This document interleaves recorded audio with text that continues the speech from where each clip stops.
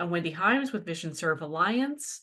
And today's webinar is with Jamie Nodder. We first heard Jamie at our CEO Summit in Austin, Texas last year, where he spoke a great presentation about creating a culture of innovation. So he's back today to share with us more strategies from his forthcoming book, Culture Change Made Easy, about how you as a leader can create a strong mission culture at your organization. And he's also going to show us how this ties with employee retention. So stick around for Q&A at the end of Jamie's presentation, where you'll have a chance to come off mic and just ask your question. The recording of today's webinar, along with the slides, will be shared afterwards. So the link to the accessible version of today's PowerPoint will also be shared in the chat for you. So watch your chat for that link. Now let's introduce our speaker. So Jamie is an author, consultant, and culture strategist at PROPEL, where he helps leaders create amazing workplace cultures that drive greater performance and impact.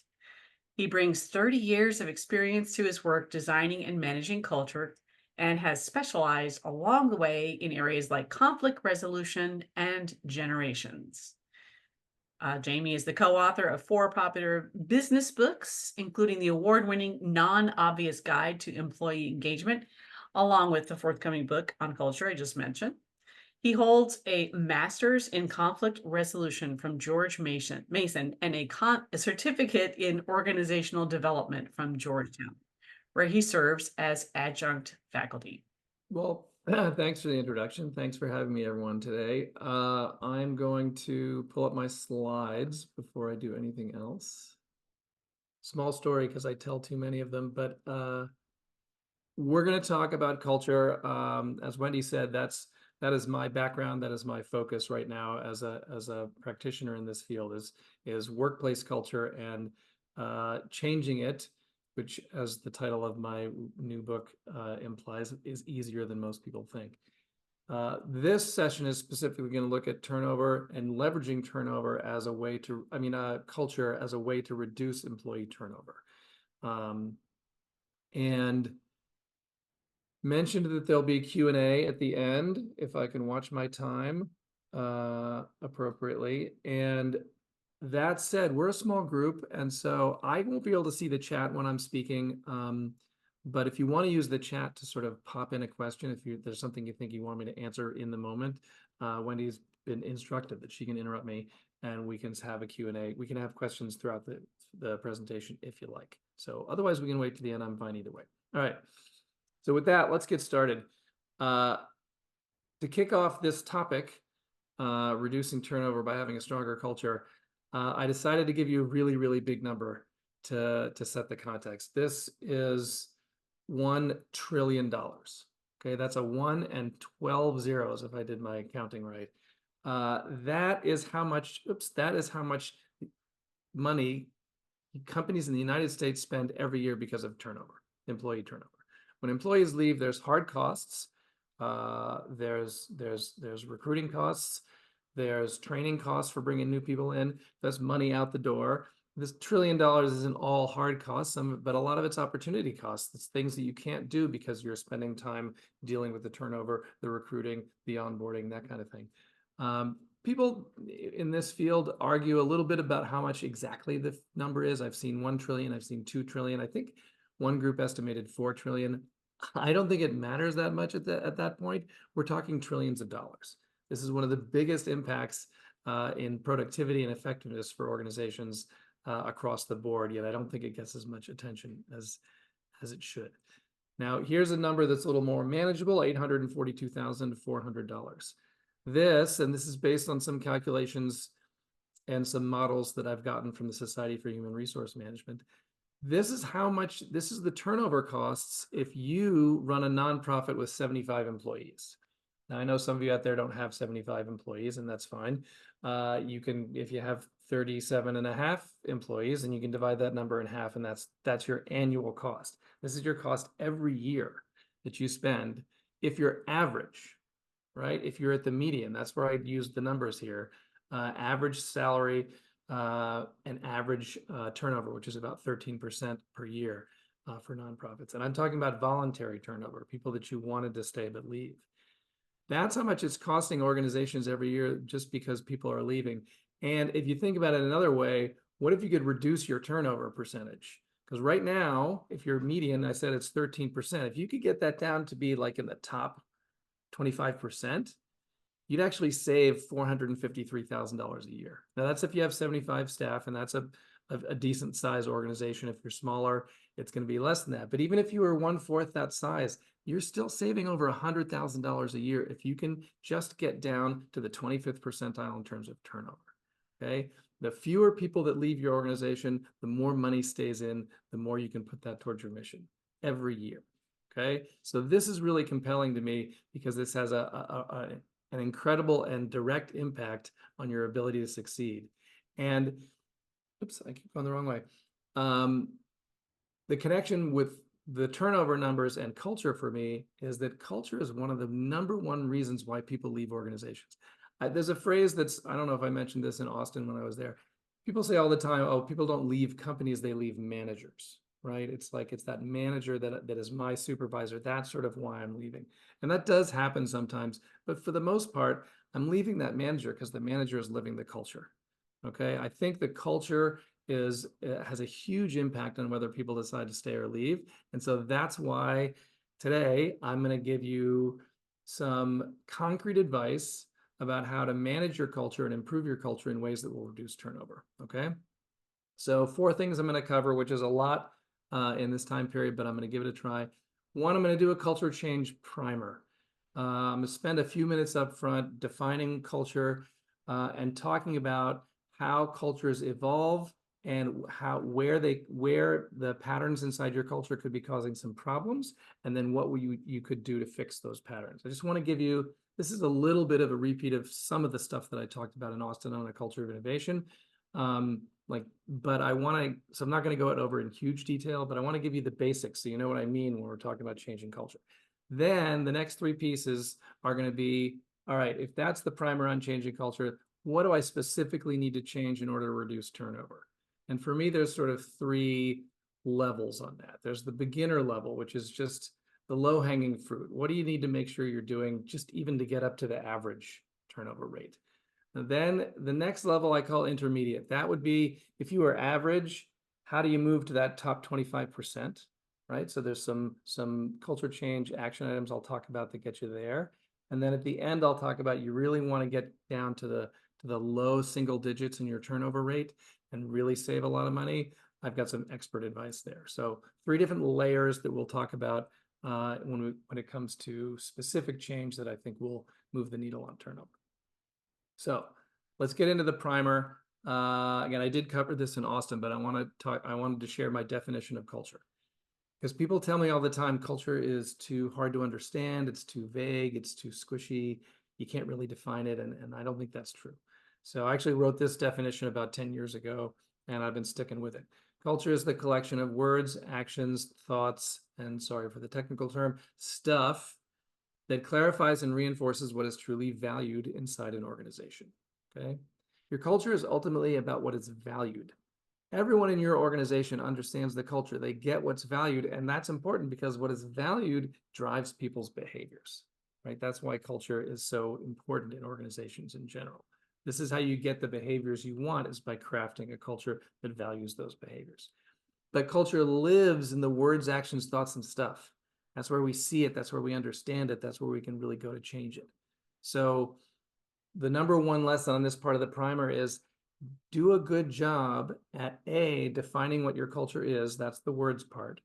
And then making sure what you say your culture is matches up with the actions. Those are the behaviors, thoughts, underlying assumptions, mental models, and stuff, which is tangible aspects of work, like the design of your office or the equipment you use or your dress code. Those are very tangible things, right? So all of that has to tell a coherent story. And I do start with the words because I think the story that you tell literally using words is the first place where people understand the culture. So I want you to get that right. My lesson for you on that one is just be specific. Don't give me vague answers. Don't give me high-level metaphors. I joke all the time. Half the people I run into say their culture's like a family. And I'm like, oh, that's nice. Beware that the number one word in the English language associated with the word family is dysfunctional. Okay? Like, you're trying to convince me you have a great culture and you're telling me you're like a family. You obviously don't know my family. Okay? Like, my family doesn't tell the truth to each other. Right? Like, my 60-year-old brother shows up with a man bun. What do I say? I'm like, looking good, Dave. Right? Like, we just don't like, you don't want that in your culture. So beware of the words you use, get very specific, really describe your culture in a way that where you would think, I would hear what you said and I'd think, oh, I know exactly what it would be like to work there. I get that. That's what you want to get at. And then once you get the words right, which I think is your first challenge, just make sure that the behaviors are consistent. Don't say your culture is one way and then let your managers operate in a different way. Because the behaviors that I see, that's going to tell me what that they win, right? When the behaviors are different than the words, the behaviors win. So make sure there's consistency there. Sometimes you'll have to go deeper and bring up some underlying assumptions you have that you don't realize are driving behaviors that are different than what you want your culture to be. So you got to bring that stuff up. And then again, lastly, make sure you're consistent with the tangible parts of work. The example I gave in Austin was a company that we studied, a nonprofit that we studied, that believed very strongly in authenticity. They thought their people should be themselves. That was a very important part of what made them successful in this organization. So their dress code, which is kind of funny, and we write about this in the new book too, was literally 2 words: no nudity. That's it. Like, as long as you're not naked, you are good to go at this place. And that's just a consistency thing. You can't say, hey, I want you to be your whole self, and then turn around and say, but our dress code says you can only wear jeans on Friday, right? It's inconsistent. So get those words right, then work for consistency. And again, also remember that the whole purpose of those words, actions, thoughts, and stuff is to clarify what's valued. And this is a little different than core values. I know core values are important. I think you can use them effectively in culture. I think a lot of people don't. Sort of back to being vague. Core values like, excellence and quality. What do you really mean by that? And a lot of people don't define what they really mean by that, which means I get to, and then everyone's experiencing the culture differently. So you can use core values, but get down to the real, no, really what's valued here. If I had to choose between doing this kind of behavior and that kind of behavior, I would think, well, what would the culture want me to do? And I want it to be clear that that's it. And sometimes putting a value like honesty and integrity doesn't really tell me what kind of choice I need to make. So stay focused on that valued piece rather than only thinking about core values. So that's my definition of culture. That's where it is. The valued piece is important related to the next piece I want to bring up in terms of a culture change primer, and that's culture patterns. A lot of the time, what we say is valued in our culture, it really is valued. It is something that you want to have happen all the time in your organization. There's a shared understanding of that. Like, yes, we really value this. And you look around and it's not being valued. Like, we're not living it. We say that it's important to us and it really is, but for some reason we're not getting there all the way. And when that's happening, and this is research that we put into the new book, when that's happening, it's probably because there's a culture pattern underneath the surface that you haven't seen. And a culture pattern is just when competing commitments inside your culture prevent a value from being lived fully or as intended. Okay. And I'll give you a really simple example that I see all the time in organizations, and that's around collaboration. I'm pretty sure I mentioned collaboration in Austin as well. But here's the short version of this. Every organization on the planet values collaboration, right? Like I say that, and now someone's eventually going to bring up one that doesn't. I'm sure that maybe there's one out there that doesn't, but most are valuing collaboration. We are getting together as an organization, and we are more effective when we collaborate and do things together, right? So no one objects to collaboration, but what I found is a really common pattern inside organizations, which is where we collaborate very effectively as individuals. If you ask me for help, I will help you as a person. We're good at that. That's something we excel at in our organization. Where we struggle is when groups need to collaborate. if a department needs to collaborate with another department, or if a level in the hierarchy needs to collaborate with a level that's lower than them or higher than them, the collaboration happens, but it's just not as effective. Like things fall through the crack. It takes longer to happen for some reason. We call this pattern awkward collaboration because that's the way that people experience it in the organization. Again, my colleague that I'm working with, we work together really well, but when groups need to do it, it doesn't happen. Okay. And it's not just that that pattern exists, that pattern causes problems. Okay. So here's a couple of examples of how the awkward collaboration pattern shows up. Let's say you're planning an event and for your stakeholders or your funders or whatever it is, but there's this audience that you're planning an event for. There's going to be many presentations. You're planning the event, but you're not going to make all the presentations. You've got other people in your organization in other departments that are the ones that are going to either provide that subject matter expertise or give you a name of someone who's going to provide that subject matter expertise, right? You got to collaborate with those other departments.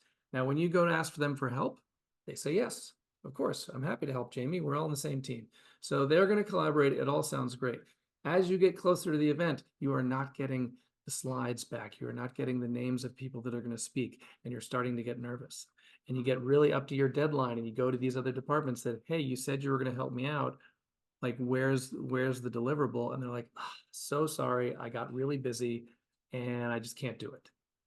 And so you're left to scramble. You fill the slot, the speaking slot with somebody else. It works. The person you got is maybe not as good as this expert over here that you could have relied on, but it works. The event happens. People think it's a pretty good event, but you missed an opportunity there. You missed an opportunity to wow that audience with the perfect subject matter expert, but you couldn't do it because those groups in your organization can't collaborate, right? The other place this shows up a lot is around change. This is particularly true around anything digital. Like if you need to upgrade your software system or your database system or any kind of major technology change, when those projects happen, I see this all the time. You get everyone together, all layers in the hierarchy, a lot of the departments that are going to be involved. You all come to some key agreements about how things are going to happen and who's going to decide and what's the timeline and how it's going to be implemented. And everyone's on the same page and it's going to be great. And then like 3 months later, 6 months later, the change is happening. Now some people don't like the change. They start telling the bosses, and now the bosses descend on the project. And they're like, hey, this isn't working the way I thought it was. I need to be at the status update meeting. I need to look at this, relook at this decision. They start unmaking decisions that they had made 6 months ago. And it's because those layers in the hierarchy aren't collaborating effectively. And inevitably, those big technology projects end up over budget and behind schedule. And people tell me all the time, well, that's just the nature of these complex projects. No, it's not. Not every project, not every large project does that happen. If you don't have the awkward collaboration project, they actually finish ahead of schedule and under budget. Okay. So these are just two examples of how this pattern ends up creating problems so that the collaboration isn't as effective as you want it to be. And it sort of creates actual problems that hurt results inside your organization. The good news is you can fix this stuff. So I want to give you a couple examples. My primer here is on culture change. So I gave you what the definition was. I talked about these culture patterns, gave you the example of collaboration. There are others, by the way. And if you have that pattern and it's causing problems, here are a couple ways you could fix it. Again, just giving you some quick examples here. But this comes from the chapter in the book on collaboration. And this is an actual nonprofit that implemented these changes inside their culture to fix their awkward collaboration problem. Two things: reduce cognitive load and make hierarchy accessible. Okay. Cognitive load piece is just one of the reasons why groups don't collaborate effectively, particularly departments, is because when someone from another department comes to ask me to collaborate, I got to do a lot of mental calculations about why they're doing this. Why are they asking me this? What else are they going to ask? Did my boss approve this? Did their boss approve this? How much time is this going to take? Can I really do that? Like, all this stuff is going on in your head, which makes it harder for you to actually do the things you need to do to collaborate. If you can take some of that confusion out of the picture and you take some of those decisions that I need to think about or make, just take them off my plate, and suddenly I can see clearer. And so they did that specifically, this nonprofit, in two different ways. One was really easy, one took a lot of effort, but the first one was to apply the RACI model of decision-making rules. And I won't go into the details on this, but it's a really cool model for understanding what your role is in a decision. And so they did this on not for every decision, but for the bigger projects. They made it clear who among these three departments is deciding this, right? And that's the R. It stands for responsible. A is accountable, C is consulted, I is informed. You can Google it. It's out there. It's not like a proprietary thing. You get clear on who the R is, the decider. And let's say my role is the C, I'm consulted. That means you get to decide because you're the R, but you can't decide it without consulting me first. You got to run it by me and get my feedback. Now, you don't have to listen to my feedback. I'm just being consulted. I'm not a decision maker. When they made that clear, particularly on big multi-department projects, it simplified the interactions. Like someone comes to me and I know I'm a C. They're like, hey, Jamie, we're going to go in this direction on the website. What do you think? And I'm like, I think that's a horrible idea. I don't think it's going to be effective. And here are the reasons why. Then I'm done. I was consulted. I don't have to stay. I don't have to just find out what they did. I don't have to disagree with the way they did it. I'm not in it. I used to do that stuff and that would clog up my brain and make it harder for me to collaborate. Now I'm in, I'm out. It's simple. And that role clarity went a long way to doing that. Now that's a kind of a small example, actually something you could implement really quickly. The bigger thing they did is they overhauled their project management system, like really a new software system, training, all new processes. But what that did is it made everything visible. So imagine I'm planning that event and I need help from the other departments to find speakers or give me content. I now can look on the project management system and I can see what they're working on every week. I can realize ahead of time that they're super busy and they're not going to have time to do this. I don't have to wait and be surprised. In fact, I could change the way I collaborate. I could say, you know what? You're super busy. So how about I give you some suggestions in the content and you just react to it, as opposed to me asking you to do it, right? So the collaboration is more effective by reducing cognitive load. The other thing they did that I thought was interesting was making their hierarchy more accessible. Enabling people from different layers in the hierarchy to get access to the top when they needed it. Specifically, this was actually part of their project management overhaul. Anytime anyone in the organization wanted to do a new project, they got time on the management team meeting, which is pretty rare for a junior level person to get time on that meeting. But if they wanted to do something significantly differently in one of their projects or programs, they'd get time and they'd make their pitch to the management team and the management team would push back. But if they approved it, if they gave it the green light, then that person could go implement.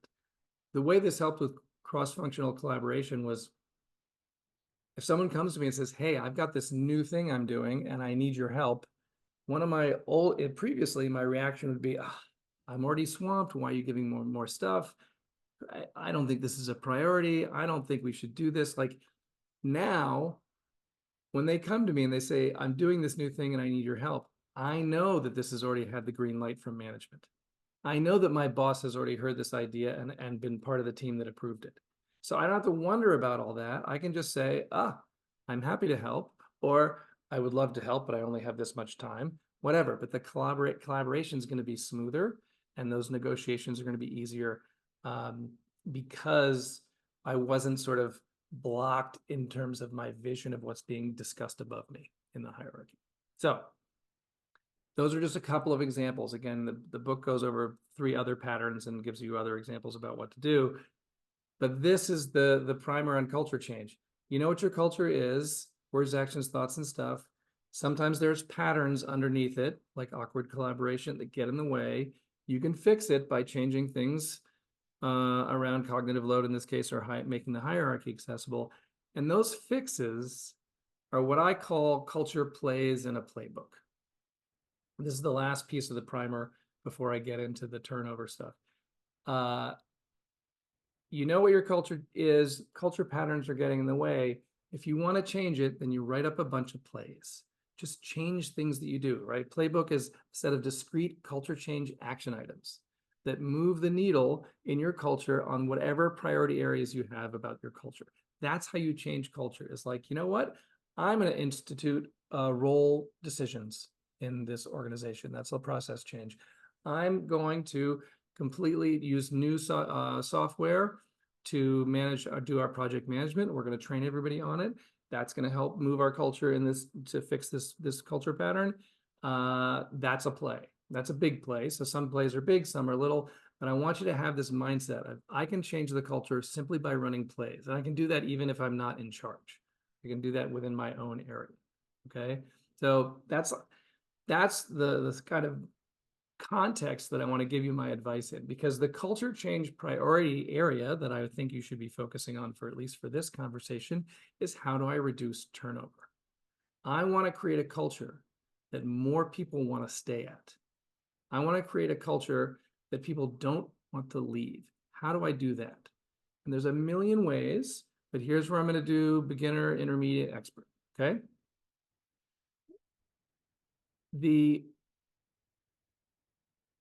I'm starting with the beginner. This is like the low-hanging fruit. This is like, I don't know, I mentioned before the median voluntary turnover rate among nonprofits is 13% per year. That's what on that, like half have lower than that, half have higher than that rate. If you happen to have higher than that, maybe you're below average, then this is the kind of stuff you would do to get you to average. And this is like the table stakes. You got to get this stuff right. And it's around salaries, technology, and conflict. These are my three must-haves for reducing turnover. And I call these the yeah, but issues. Because these are things that if you're not doing this well, but you're doing other things well that might improve engagement and help people want to stay at your organization, these overrule that. It's like, I could say, you know, hey, do you have a really compelling mission? Do you like have a mission and a purpose that I could really feel connected to and that would really get me excited? Or does that get you excited where you work? And someone's like, well, yeah, we do, but they pay so far below the average, I can't afford to work here anymore. It's like, yeah, but yeah, we have a great mission, but I can't live on the salary they're paying. Do you have really great benefits? Yeah, we have awesome benefits, but the technology, our computers are all 12 years old. Half of them don't work. I spend so much time working with glitches. It's so frustrating. I'm looking around for a new job. It's like, hey, do you have a manager that gives you really good feedback on a regular basis? Yes, I do. That's awesome. But there's so much conflict in this organization. We are doing end runs around complete departments because they won't talk to us. I'm so tired of the drama. I'm out of here. So these three, are you paying at least decently? Do you have good enough technology? And do you manage conflict well enough that it's not a sea of drama in your organization? If you can get those up, if you don't have those, because those other three things I mentioned, a compelling mission and purpose, really good benefits, feedback from your manager. But if you Google, how do I reduce turnover? Those three are going to come up. Those are things they say you should do to reduce turnover. I'm saying, and I think you should, but I'm like, not until you've done these. So for specific plays, do some benchmarking. Don't just make up your salaries. Nonprofits tell me all the time, oh, well, we're not corporate. We can't pay the corporate level. That's fine. There's a standard. There's a benchmark for nonprofits. You can get data out there about what other nonprofits that are the same size as you in the same city as you are paying their people for different positions. Make sure you're paying average. You don't have to pay the top of the scale, but if you're paying the bottom of the scale, you're going to lose people. That's very Similarly, interesting you mentioned that, Jamie, because we just finished our compensation and benefits survey for nonprofit organizations. So hopefully everybody participated in that. They're yes, going to get their free report. get that report. And again, there's every organization is different. Everyone has different resources and ability to pay, et cetera, et cetera. But I'm telling you, if you're paying on the bottom, you're going to have higher turnover. And so if you don't want that, at least try and get midpoint or close to midpoint.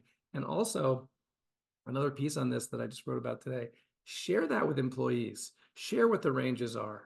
Like, be transparent about that. Because if you're not transparent, they'll make up their own mind about whether they're being paid fairly or not. And they're often wrong. So, well, like, if you can give them some standards, I think that helps. So similarly on technology, I think you should go out and do some assessments or get some external assessment on whether your technology is the right setup for what's going to drive your success strategically. Okay. Um, Again, I don't think you need to be cutting edge, or well, most organizations don't need to be cutting edge on technology. Some do, obviously, technology companies, but most of us don't need to be cutting edge. But make sure that you've got the right alignment for what you're trying to do strategically. Um, and I think nonprofits probably have a bad record at underinvesting in technology, but it's sort of like the salary thing. You don't have to be bleeding edge, but get an objective sense of where you are and make sure it's tied directly to your strategy. Do you have a strategy that involves high levels of customer service online? Well, then your website's going to need a lot of investment. You know what I mean? So I like getting an assessment to say, here's where you are on the maturity model, and here's, so you can have a better strategic conversation of where you should be. And then last, on conflict resolution training, you heard that my background is in conflict, so I'm a little biased about this, but like, get your people trained in at least how to give each other feedback, at least in how to have some basic difficult conversations. If you could reduce the drama that is created by all this avoided and mishandled conflict, you can go a long way to people saying, you know what, I think I'm going to stay. I'm going to tough it out here because this is a good group. We have good relationships and we can handle our stuff. You get to a place where people are ignoring big issues, like eventually, is I've worked in some of these organizations, and my spouse at the time, I would come home and complain about the office and all the office conflict, and she's like, enough. I'm not going to let you talk about that office conflict anymore. If you get to that level, then you've got issues and you probably need to deal with it. So, and there's a million resources for that out there as well. If you guys want resources on these things, let me know, because I have some. You can just send me an email. So that's basic. That'll get you to average. If you are average or close there, and you kind of want to get to that top 25%, you want to be above average, then here's the intermediate level things that you can do. These are plays that you would run to improve your culture. I put them in categories, and I'll explain in a minute more detail on this. But 3 categories that you might want to think about. Plays that are helping your culture become more people-centric, more employee-centric, is number 1. Number 2 is strategic clarity, so that everyone understands the strategy and what drives success for the organization. And number 3 is top-down transparency, sharing more information from the top with everybody else. I chose these 3 categories based on my research.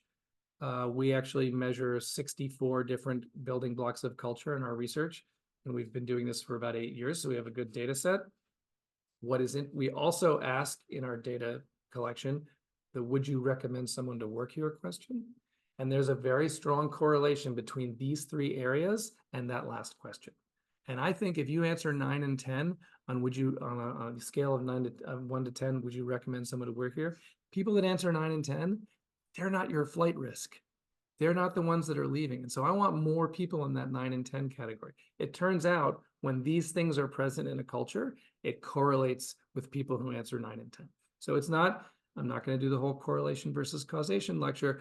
So it's not a guarantee, but if you got to pick some areas because you want to move to that next level, I think these are 3 good ones to look at. So people centricity, in terms of actual plays that you could run to change your culture, anything around health and welfare, anything around managing stress or managing burnout, employee assistance programs, anything that helps you show your people that you care about their health and welfare, I think makes a big difference.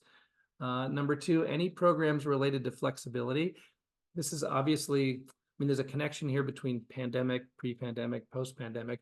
But pre-pandemic, we weren't very flexible everyone had to go to the same place and work there all the time, 40 hours a week, right? That's less true now, so there's more flexibility. I would take a closer look at where else you could be flexible, where else you could let people say, you know what, as an employee, this is going to work for me to do it this way, even though other people do it that way. That kind of flexibility goes a long way in helping people want to stay. And then another way to be employee-centric or people-centric, customizing job descriptions or career paths. This one I get a lot of pushback on. They're like, it depends on the size of your organization too, but even in small organizations, oh, I can't customize job descriptions. That's too difficult. Well, you can, and it is extra effort, but people love it and they'll stay. So it doesn't have to be 100% customized, but I know some organizations with at least 20 people that do it that way. So those are just some small programs that you could do that would sort of emphasize people centricity.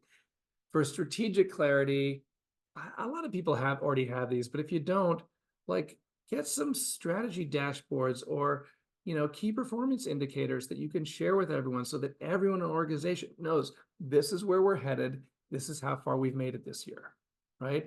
Number two, involves all your staff in planning. This is one of those questions that we actually have in our research that scores low almost all the time. We don't involve people. When they don't feel involved, they kind of don't know what's going on strategically. And so you don't need to involve them every step of the way or give them all decision-making authority over your strategy, but find ways to get them involved so that they have a connection to your strategy and understand it. And then at least quarterly, I think you should be doing strategic reviews. Every 3 months, I want you to be able to say to your people, this is what we thought we were going to achieve. This was our model. It didn't quite work out, but we did hit the mark in this area and that area, but not over here. This is what we learned from it. So in our next 3 months, this is what we're focused on. A lot of people think that's too frequent, like, oh, strategic plan. We have a strategic plan as we're in year 2 of 5. Like, no, I don't want, I mean, you can do that too. That's fine. I want a quarterly rhythm on this. That's the way people internalize the strategy. So those are just some suggestions for improving strategic clarity, because again, that has a strong correlation with employee engagement, which I think will help your turnover numbers. And then lastly, for intermediate, top-down transparency. I've been like saying this for years. At the top of your organization, would you please just tell people stuff? Just tell people what's going on. Tell people what you're talking about. Tell people what you're thinking about. Because if you don't, they'll make it up. And what they make up is worse than the truth. So find ways. My favorite play for transparency from the top, every time the senior team meets, send notes out on what you talked about to the whole staff. That's easy. You can do that tomorrow. People, oh, well, we talk about confidential stuff. Okay, well, don't mention that stuff. Talk about the other things, because there's things that you could share. And you'd be surprised. Well, I don't know, the people below you, I'm telling you right now, if you're in the top, they're dying to know what you're talking about.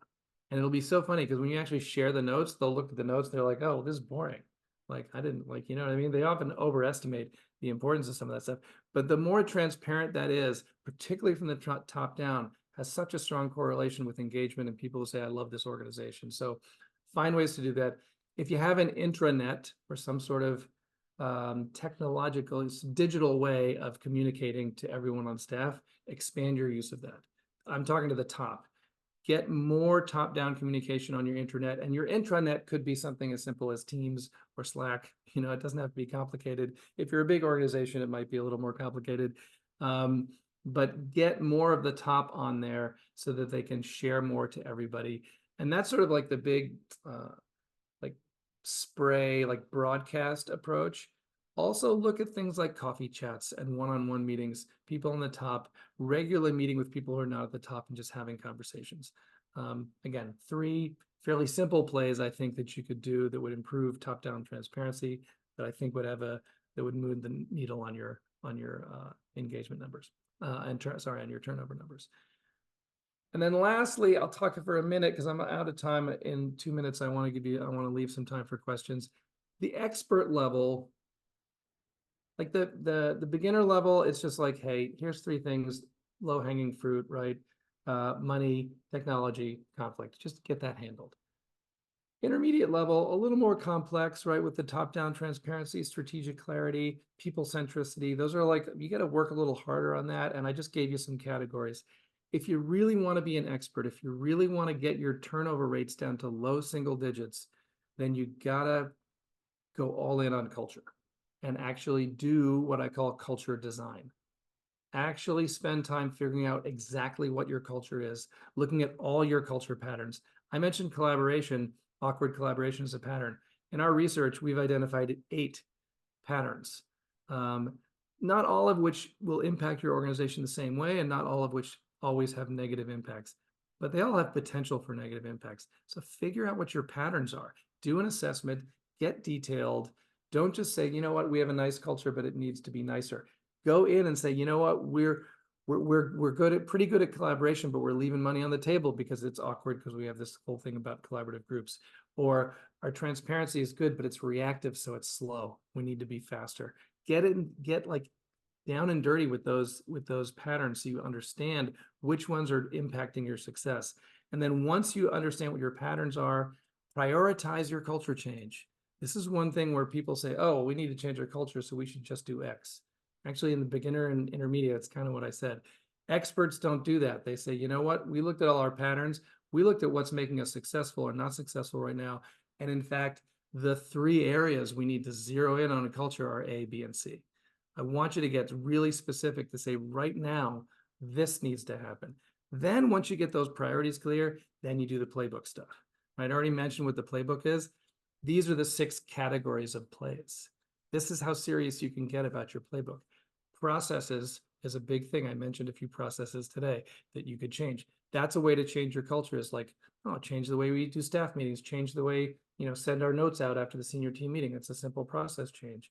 But it's not the only area you can do to change your culture. Structure and design is about organizational structure, so who reports to whom, cross-functional teams, that kind of thing. Also, physical office design, your actual office and how it's designed and structured. That's part of this one. Technology, I mentioned like Teams or Slack or project management software. There's lots of software or technology solutions you can deploy that will shift your culture and change people's behavior. Those are sort of the detailed working inside your organization to shift your culture. The bottom 3, talent and HR, that's recruiting, that's hiring, that's training. Rituals and artifacts is how you communicate your culture. Stewardship is how you manage it and like make sure your whole culture design process is working. That's got to be someone's job. So those are longer term sustainability of your culture issue. But like this is how complicated, not complicated, this is how rich you could make your culture change efforts, your culture design work, is if you had plays in all these areas and you were managing them constantly. And so that culture design piece is a step up from the way we usually treat culture, which is we think, what's the mood here? Do we want to improve it? Culture should actually be a tangible business tool that you use to drive results, and including having more people stay than before and reducing your turnover rate. Examples, the RACI model is a process change. I forgot to mention this. Conflict resolution training is a talent and HR play. That's one that I mentioned. And I thought I had the other one. Process and technology would have gone with the project management, so I did mention that. And in the end, this is where I'm going to close, and then we'll have a little bit of time for questions. If you're doing culture design, what you are embracing is the concept of culture management. That culture should be managed just like finance is managed, just like IT is managed. Those are core business functions. And so they're not occupying your attention 100% of the time as an organization. They're not the only thing you do, but you never just let them sit there like for a long period of time. No one says to me, you know what, we're super busy, Jamie, so we're not going to do financial management for the next 6 months. Like, yeah, we're not going to check our bank account balances. We're not going to do reconciliations. There's probably going to be money there. It should be fine. But we say that about culture. We let it sit and we let it evolve in ways that we don't even control. If you want to be an expert on this, if you want to do culture design, you're going to be embracing the idea that I am managing the culture. Somebody here is managing culture constantly. It's somebody's job. It's part of what we do, and we pay attention to it because we recognize that if we don't, culture will slip, and so will results, and ultimately so will turnover increase. So with that, we'll do some Q&A. Here is my contact information, because I know the introverts are never going to ask a question out loud in the room or even on Zoom. So feel free to reach out to me with questions. There's also a link there for the book that is currently out on Kindle and will be out in print within a matter of months, because we just finished the layout. And so you can reach out to me directly. I have no problem with that. But otherwise, I'm going to stop sharing my screen so that I can see you lovely people get into some Q&A. Great presentation, Jamie. And if anybody has a question, We're a very intimate group here today. You'd be more than welcome just to come off of mute and ask your question. I have a question. For it. Thanks, Jamie. This was great. My name is Leslie. I live in Ontario, Canada. I work for Deafblind Ontario Services. We are a provincial-wide organization, and so we have regions in which we provide our supports in. And I've just, starting on Tuesday, have an employee that is, her whole job is to manage culture. And so right now we are actually kind of creating framework, and I have a bit of design. I've done some research and that sort of thing. So this is timely for us as well. I love it. What we find now, though, is, each one of our regions almost has their own specific culture. We obviously have a broad culture, but being across a province, we are, deal with people who are bilingual. We have different cultures in, let's say, our Ottawa region, as we would in something like London. A lot of immigration and newcomers to Canada, and a lot of different generations. So we hire people who we're targeting actually a younger generation, but they're also working with people that are a couple generations above. And so we see a lot of strains in each of those specific regions. So I guess my question is, how do we maybe stick handle or continue to foster an organizational culture when it's definitely affected by the different cultures in the different regions that we see? Yeah, no, that's a great question. At a high level, an important distinction to be made is that when you have unless you're like 5 people, right? If you're a decent sized organization, you will always have a culture and you will always have subcultures, right? So that is to be expected and welcomed. Like, you shouldn't be like, oh, how do I do it if you have different cultures? No, that's always true. My simple example is, in any organization, your marketing department, I would expect, is very creative. Your accounting people should not be creative, because creative accounting is called fraud. So, right. And of course, accounting people, I know they can be creative too. I don't, it's just a joke, but I do expect a different approach because the work is different in that department than it is in another department. And so those differences should be welcomed and supported, right? You don't have to worry about it. That said, what I think most organizations don't do that I think they should is understand what about our overall culture is non-negotiable, right? And that has to be tied to what makes you really successful. And if you can make that case, if you make a case that look, in everything we do, creativity is what drives our success. So I need creative accounting people. Like, don't do bad accounting, but I want creativity in this. And the example, I probably gave this in Austin, I can never remember when I did and when I didn't, but, and this is old, but in the old days, like 10, 15 years ago, Zappos was famous for customer service. And that was central to their success. It was a strategic choice to be customer service focused, not just because they think it's cool. They're like, the only way we can grow is if we're amazing at customer service. So that became a non-negotiable for them. So everyone who got hired went through 2 weeks of customer service training and spent 2 weeks on the phone answering calls, right? If you're a high-powered corporate attorney for Zappos, you spend 2 weeks answering calls. Like, it's that non-negotiable. So there are pieces like that you'll want to figure out to say, hey, we know that they're different up here. We know that the makeup of this office is very different. It's much younger than other offices. And so maybe because of those differences, we're going to be inclusive, and maybe they'll do some things differently. That's cool. But make sure it's like, yeah, but not on this. On this one, I need you to do this because this is so central to who we are and it's central to what drives our success. So really, and sometimes it's hard to figure that out, right? But getting clear on that will make it easier to say, yeah, this is different. And then easier to stop people and say, yeah, I can't have you be different on that for these reasons. Great. I have a follow-up question. Go for it. I've in some of my research, I learned a little bit about providing a structure for employees to hold themselves accountable within their specific regions. And coming up with really those words or whatever the case. Any suggestions? Definitely our middle management are a big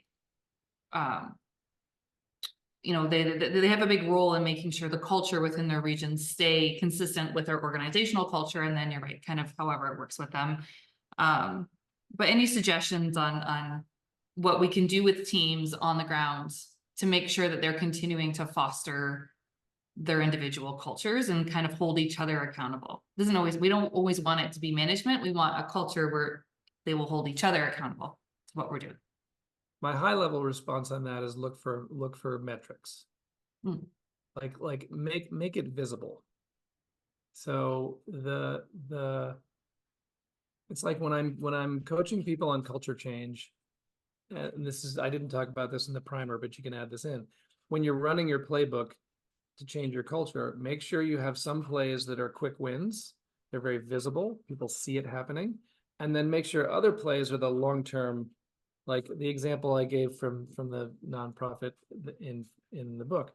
The RACI model was a quick win, and it was really visible. Suddenly we all had RACI roles, and like, oh yeah, this is part of the role clarity. I get it. I see the culture change. The other one was their project management. That took them like 18 months before they were really implementing the new system. So for 18 months, it looked like nothing was happening, right? And so if you want people to be accountable and sort of work on changing culture themselves, make sure you are constantly showing them how to do that. Make sure that it is visible, the culture change. And some of that visible culture change doesn't have a huge impact, right? Like sort of like low effort, low impact. I love those.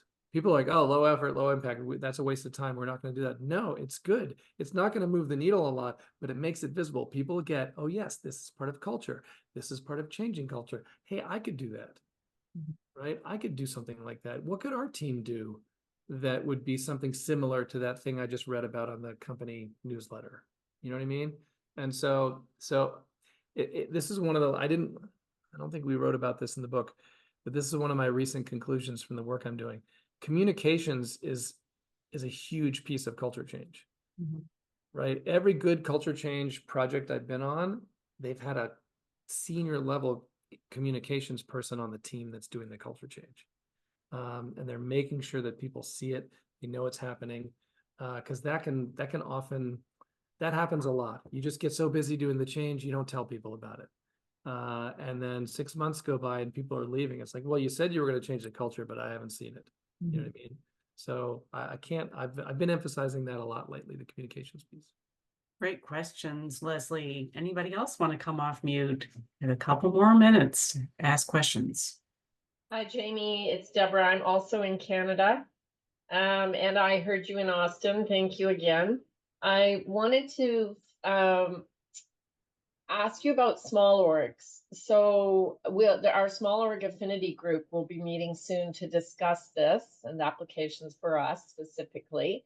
Small, for those on the call who don't know about it, we're organizations under 2 million, and my organization is under 1.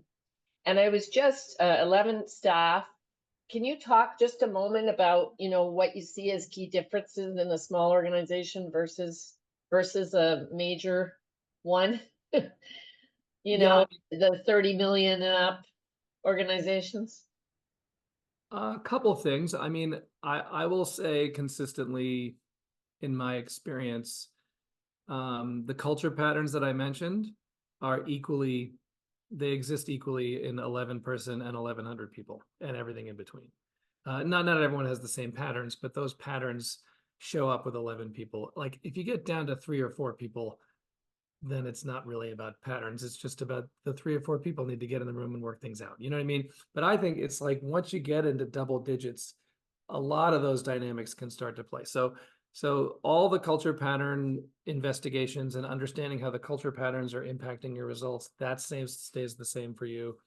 I think the culture plays in terms of change can be, I mean, I think you have an advantage when you're small because you can do it faster and it can have a bigger impact, and you still can get everybody in the room to talk about it, right? Like I'm doing a project with a big trade association where all their members are taking culture assessment, and some of them are like 7, 8, 9 people, and they're taking our culture assessment. I'm like, dude, you're 7, 8 people.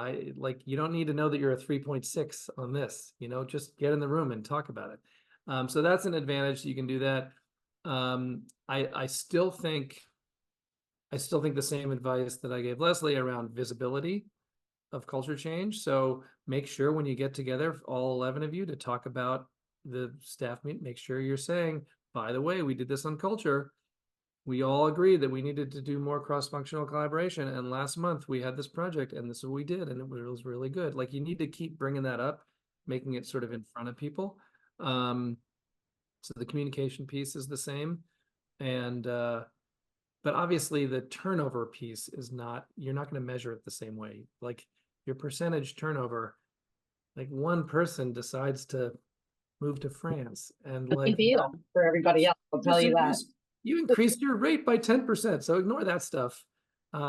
Make it But more it is a big conversation. deal. It has a big impact in the smaller when one person leaves. Um, And I'd say there's also this difference of, in terms of the board, the relationship between the executive director and the board and the staff, because things, you can make them, they're automatically a little less distant. You have to be careful about that separation between governance and make sure everyone's a part of the culture change. Yeah, it's a little different that way. But thank you.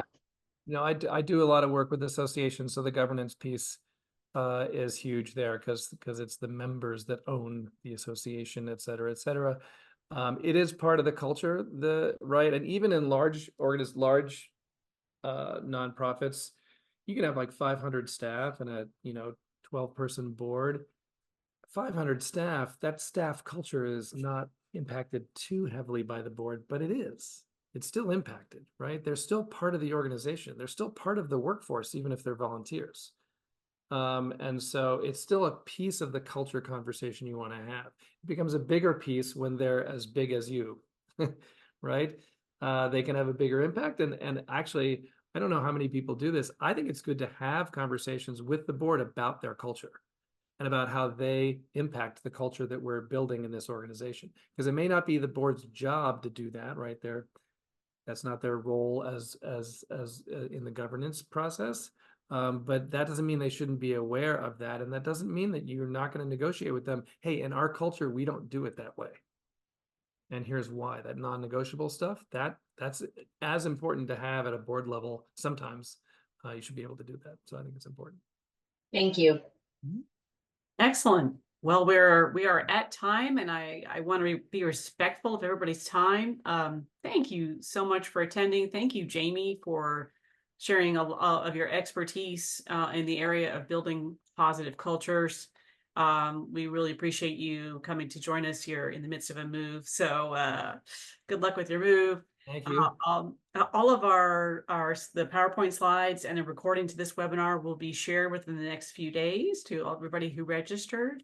And if for anybody else who would like more information about what Vision Serve Alliance does, you can visit our website at www.visionservealliance.org. And thanks so much for joining us, everyone.